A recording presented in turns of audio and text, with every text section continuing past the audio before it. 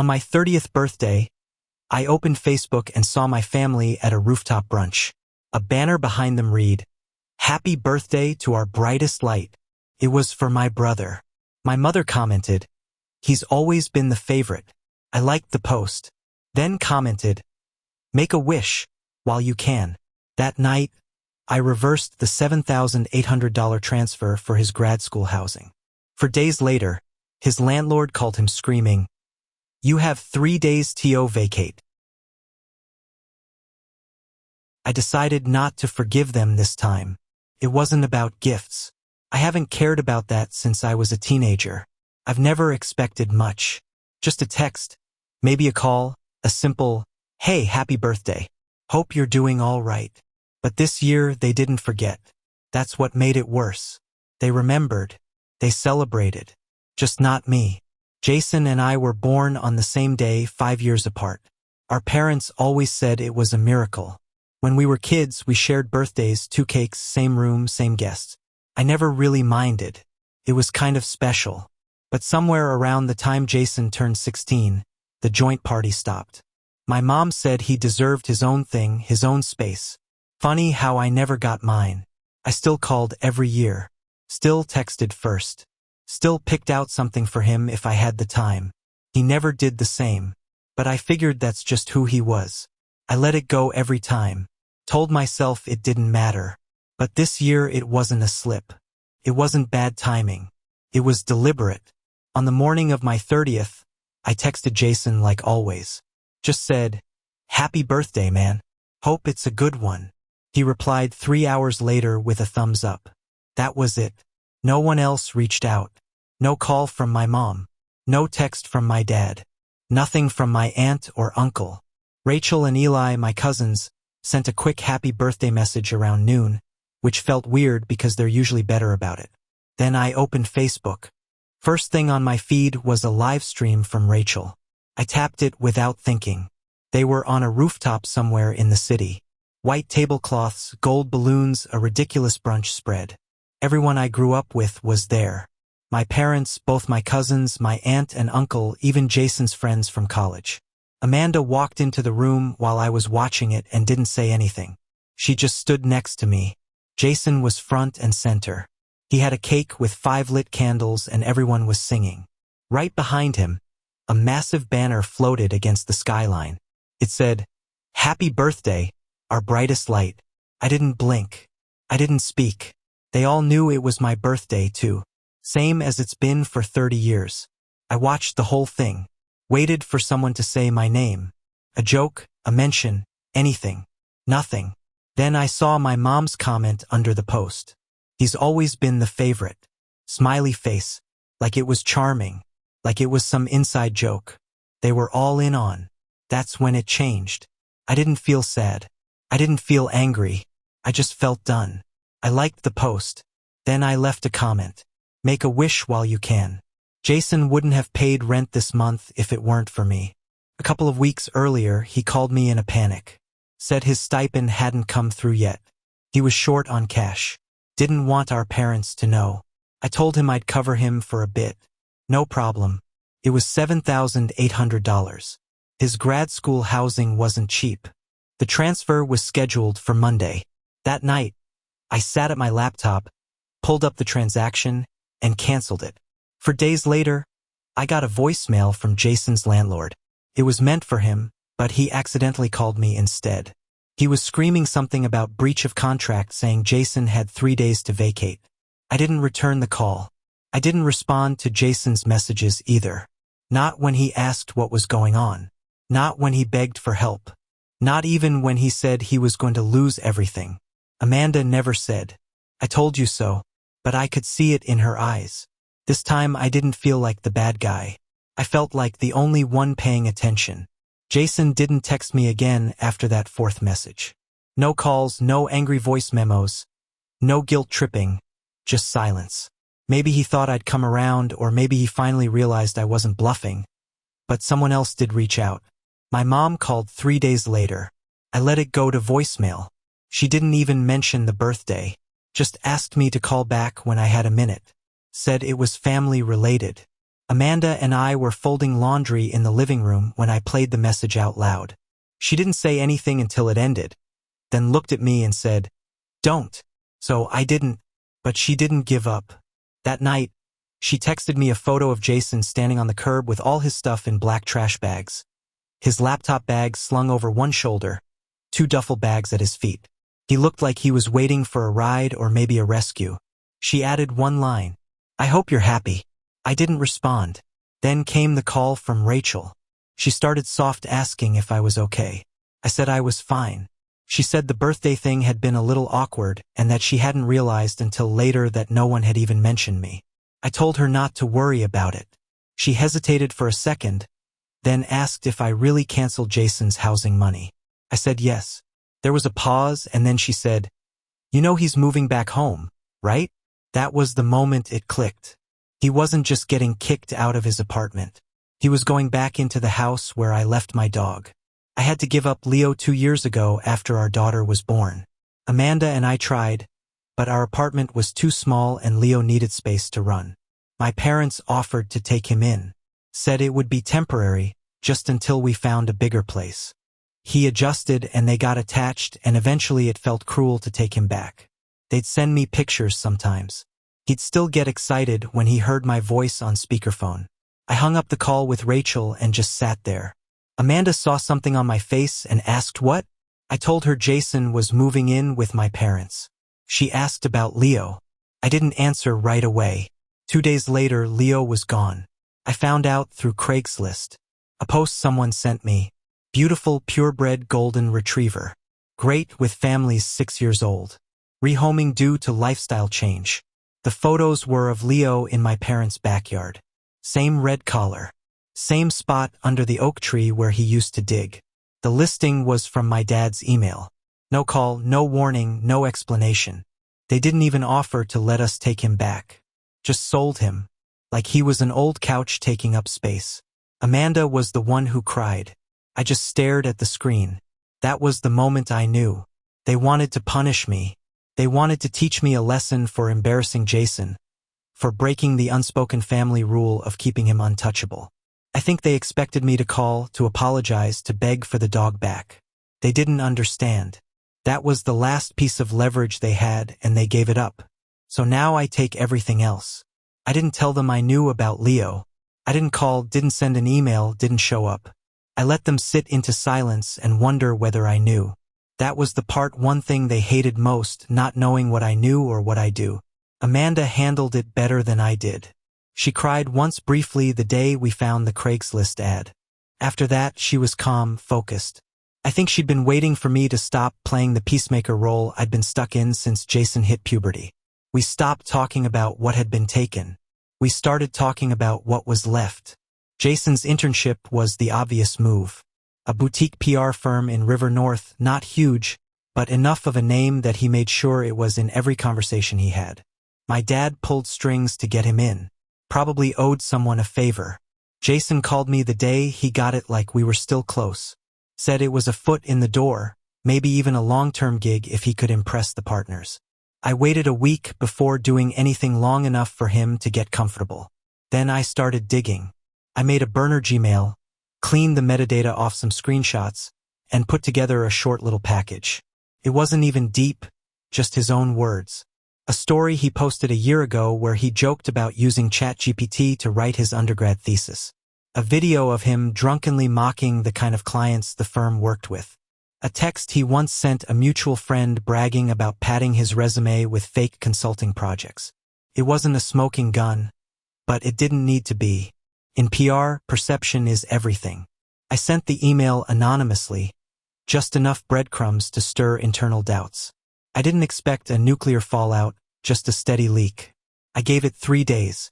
On the 4th, Jason posted an Instagram story that was just a black screen with the words, "Some people will smile in your face and gut you the second you turn around." No more office pics after that. No more posts about early morning grind or latte shots at his desk. A week later, Amanda found that he'd quietly removed the internship from his LinkedIn.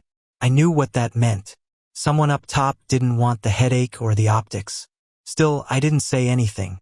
I wanted to see what they do when they started to suspect it was me, but couldn't prove it. They were already defensive. Jason stopped posting photos with Leo like he knew that was a weak spot. My mom locked down her Facebook. My dad stopped texting altogether. Then Amanda got a text from her mom.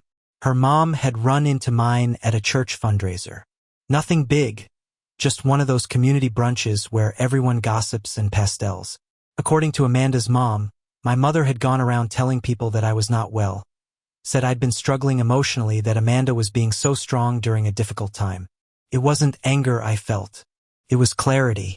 They were setting the narrative, trying to cut me off from sympathy before I had a chance to speak. If I lashed out, they'd say, "See, he's unraveling." If I stayed silent, they'd say I was spiraling inward. They wanted to frame this as my crisis, not theirs. Then came the letter. Certified mail, white envelope, no return name, just the address of the family attorney who handled my grandfather's estate. I hadn't heard from him since I was a teenager. Inside was a single page typed with my full name and theirs at the top. It wasn't legalese, just cold facts. Effective immediately, they were removing me as co-beneficiary of their estate, specifically the house. Everything would go to Jason. No note, no call, just a clean eraser. Amanda read the letter twice and set it down. She looked at me like she was waiting for me to process it. I already had. This wasn't about teaching me a lesson, I said. It was about locking me out. She nodded. So what do we take from them next? I already knew. I wasn't going to argue anymore. I wasn't going to yell. I was going to make them watch it fall apart from the inside. It was around this point that I realized Jason still didn't understand what was happening. My parents had pieced some of it together. I could tell my mom's post slowed down. She stopped tagging me in anything, even the old birthday memories that used to pop up each year. But Jason, he still thought this was a phase. He was always slow with consequences. He'd screw up, someone would fix it, and life would go on. This time, no one was fixing anything, and he was starting to twitch. I waited until he posted a photo from his new side hustle. That was his caption. It was him behind a folding table at some weekend market selling screen-printed hoodies with cheesy motivational slogans on them. He was trying to rebrand himself as a creator now. I screenshotted the post. Then I filed a formal complaint to the IRS tip line. I included the post, his Venmo handle, which he hadn't thought to change from his full name, and 3 links to his tag stories where he bragged about doing numbers this month. Whether it was $500 or $5,000 didn't matter. If they opened a file on him, that alone would ruin his next financial aid application. I sent it and didn't check for updates. That wasn't the point. The point was erosion, just like they'd eroded me piece by piece. Amanda stayed out of the tactics, but she supported every move. She knew how long I'd carried this. She was the only one who ever really saw it. Then something strange happened. A week passed, then another. Quiet.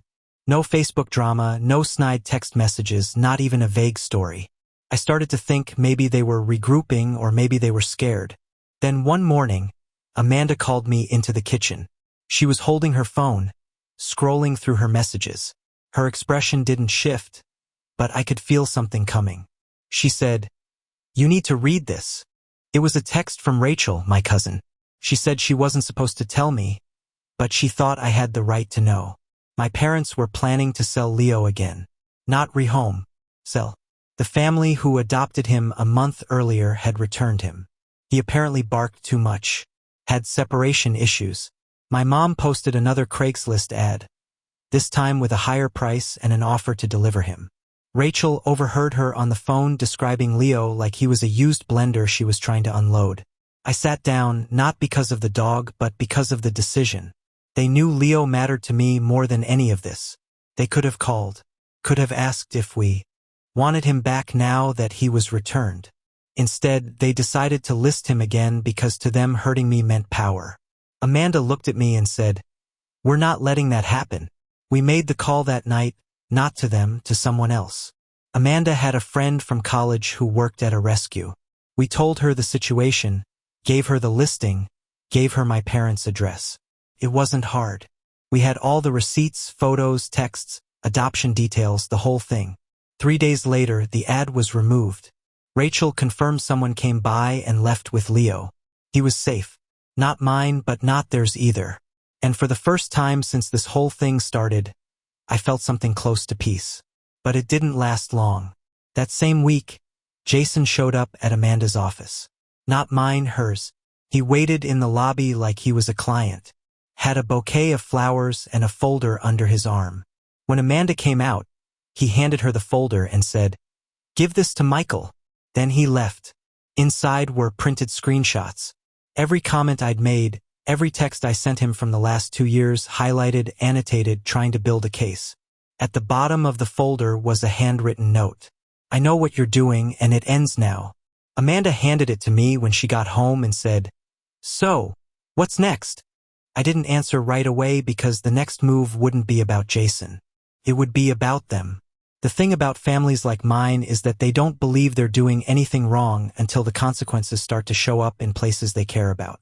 Reputation, control, property. Jason's little folder stunt didn't shake me. It was amateur hour. A desperate flex from someone who thought paper and flowers would scare a man he spent years mocking behind his back. But it told me something important. He was out of rope and now he was trying to bluff. The unexpected part came a few days later. Amanda and I were eating dinner when our daughter Ellie came into the room holding a small white envelope. No return address. It had been slipped through the mail slot. Inside was a photo. Jason sitting in my dad's leather recliner holding Leo in his lap. The same chair I used to sit in when I visited, the one they never let anyone else use. There was a note written on the back in blue ink. "Some things you don't get to keep. Some things you were never meant to have." Amanda looked at me and said, "They're playing with fire now." I didn't respond because something didn't add up. Rachel had told us Leo was picked up by a rescue contact, that the ad came down the same day that he was gone, but now he was back. I called Rachel immediately. She didn't answer. Then I called Amanda's friend at the rescue. She said no one from her team had picked up a dog that week. Said maybe the tip-off had gone to someone else, but there were no records, no transfers, nothing. I realized then my parents had staged it. They never sold him. They never gave him up. They let us think they did. Let me twist over it. Let Amanda go through the process of grieving again just to get us to move. Just to get me to act. And when I stayed quiet, they delivered the final photo like it was a checkmate. Except it wasn't.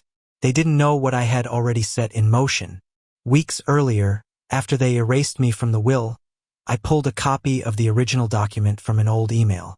My dad had sent it years ago when he still trusted me. It was a scanned PDF with both signatures, dated and witnessed. It named me and Jason as co-beneficiaries of the house, and the house had problems. I remembered a conversation from 4 years ago. My dad bragging about never pulling permits when he remodeled the basement into a rentable unit.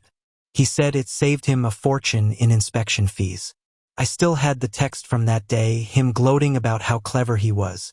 So, I filed a complaint as an anonymous neighbor.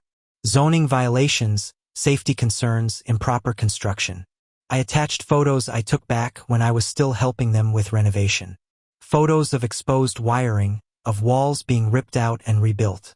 Took 3 weeks for the city to respond, but when they did, it was fast. A notice was posted on the front door of the house. Pending inspection, violations listed, fines accumulating. Jason was in the background of a photo someone posted on the neighborhood app arguing with a guy in a reflective vest on the front lawn. I didn't laugh. I just waited. Then came the knock on our door. It was my cousin Eli. He looked like he hadn't slept. He came in without asking and sat down at our table. Said, "You need to know something. There's a reason your parents are pressing so hard. It's not just about Jason. It's not just about Leo. It's about what's buried under the basement." Amanda looked at me. I looked at Eli. He continued, "Your dad's been storing documents down there. Files, financials, stuff he was supposed to report years ago. I think they're worried if the city starts digging, they'll find out." I asked what kind of stuff. He paused. "Accounts overseas. In your name, too." Amanda stood up. I didn't say anything because now it wasn't about revenge anymore. Now it was about survival. The basement had always felt off. When I was younger, it was just unfinished drywall, boxes, and a water heater that made a weird humming noise. Later, when my dad turned it into a rental suite, he never let anyone go down there. Not even me. And I was the one who helped haul the insulation in. I asked once if I could use the space when Amanda and I were between apartments. He said no without a reason. Now I understood why. After Eli left, Amanda and I sat in the dark for a long time. She kept asking what it meant. In your name, too. I didn't have a good answer, but I had a theory. Back when I was in college, my dad co-signed a few things for me. A loan, an account for a summer internship, even helped set up an LLC when I thought I wanted to start a freelance business. I was 20, stupid, and didn't read the fine print. That was over a decade ago. I figured it had all been closed. But what if it wasn't? What if he'd kept using my name? We couldn't call the city. Not yet. If inspectors walked into that basement and found something with my name on it, I didn't know which direction the blame would go. So I called someone else. A lawyer friend from Amanda's side. Quiet guy, low profile, works with whistleblowers and financial disputes. I didn't give names, just laid it out as a hypothetical. He didn't flinch. Said if documents existed linking me to unreported assets, I needed to get ahead of it fast. He gave me a number to call. Said they'd walk me through a voluntary disclosure process. Amanda looked terrified. I was numb, but first we needed proof. I called Rachel again. This time she picked up. I asked her straight, did she lie about Leo? There was silence. Then she said, I had to.